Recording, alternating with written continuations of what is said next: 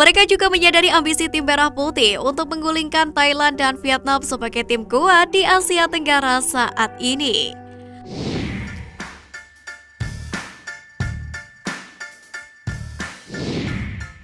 Media Vietnam khawatir Sandy Walsh dan Jordi Amat tingkatkan kekuatan timnas Indonesia. Kehadiran Sandy Walsh dan Jordi Amat dalam waktu dekat ini diprediksi bakal memberi peningkatan signifikan di tubuh timnas Indonesia. Dugaan itu datang dari media Vietnam The Top 24/7 yang tampak khawatir akan kekuatan skuad Garuda ke depan. Mereka juga menyadari ambisi tim Merah Putih untuk menggulingkan Thailand dan Vietnam sebagai tim kuat di Asia Tenggara saat ini. Mengingat hingga detik ini tim asuhan Sintayong belum bisa memetik kemenangan setiap kali berjumpa dengan dua negara tersebut. Dengan jasa Jordi Amat dan Sandy Walsh, pasukan pelatih Sintayong akan bertambah kuat secara signifikan. Bunyi salah satu kutipan artikel The Top 24/7 pada Selasa 16 Agustus. Meski demikian, hingga saat ini, publik masih menantikan kabar terbaru proses naturalisasi dari Sandy dan juga Jordi. Pasalnya, berkas kedua pemain tersebut diketahui sudah masuk di Dewan Perwakilan Rakyat atau DPR RI dan siap untuk diproses. Tentu proses naturalisasi dari Sandy dan Jordi pun diharapkan bisa berjalan dengan cepat. Pecinta sepak bola tanah air pun sudah tidak sabar untuk melihat performa kedua pemain yang berpengalaman di Eropa tersebut. Sementara itu dalam waktu dekat, timnas Indonesia dijadwalkan akan menghadapi tim Kurasaw pada FIFA Matchday pada September mendatang. Jika proses naturalisasi Sandy dan Jordi rampung, maka mereka bisa langsung berseragam merah putih di laga tersebut. Kekuatan timnas Indonesia kian dinantikan oleh penggemar dan tidak diharapkan bagi lawan-lawannya. Piala AFF 2022 menjadi momen paling ditunggu untuk melihat kiprah keduanya. Hadirnya Sandy dan Jordi juga menambah tekanan buat Sintayong. Pasalnya, publik akan mengharap timnas Indonesia keluar sebagai juara Piala AFF 2022 lantaran memiliki kekuatan yang semakin bertambah. Tampil memukau di usia muda, Kapten Timnas U19 dipuji pelatih Jerman. Pelatih Persija Jakarta Thomas Doll memuji habis Muhammad Ferrari. Bek berusia 19 tahun itu bermain impresif di awal musim BRI Liga 1 2022-2023. Muhammad Ferrari selalu beraksi dalam 4 partai Persija di BRI Liga 1. Ia 2 kali tampil sebagai starter dan sisanya menjadi pengganti. Terbaru Muhammad Ferrari bermain sejak menit awal dan selama 90 menit ketika Persija Jakarta mengimbangi Persikabo 1973 dengan skor 1-1, yakni dalam pekan keempat BRI Liga 1. Ferrari tampil tangguh di lini belakang Persija Jakarta. Palang pintu berpostur 179 cm itu bermain-main lukas dan ngotot tiap kali berhadapan dengan pemain Persikabo. Thomas Doll merasa bahwa karir Muhammad Ferrari sangat cerah. Ia dapat menjadi bek masa depan dari Persija Jakarta dan timnas Indonesia.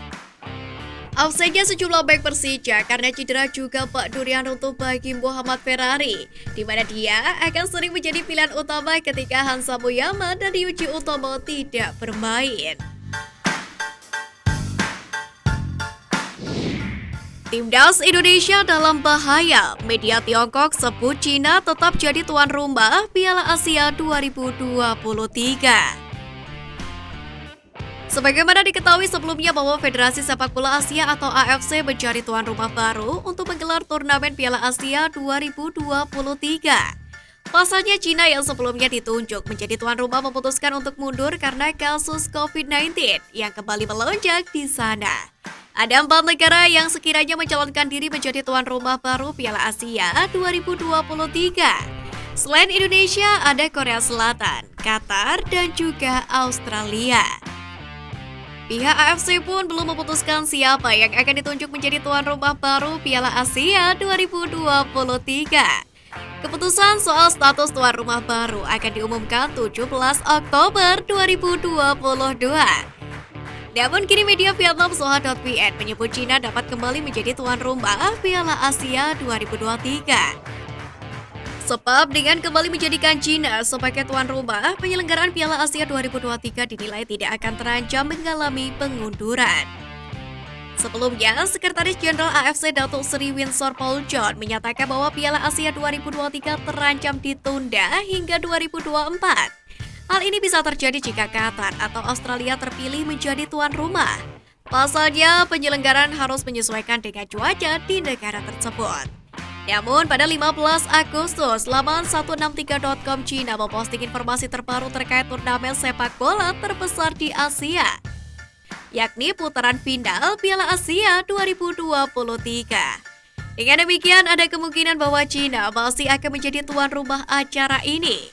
Di mana menurut laman resmi 163.com, setelah China mengumumkan pencabutan hak tuan rumah, AFC mengirimkan surat kepada sejumlah federasi anggota, yakni untuk mengundang negara-negara tersebut menjadi tuan rumah putaran final Piala Asia 2023.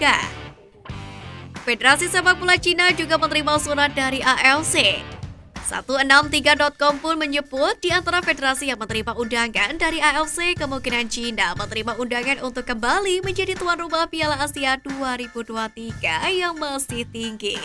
Sementara saat ini Federasi Sepak Bola Cina juga sedang mempertimbangkan kemungkinan ini sebelum membuat pengumuman akhir.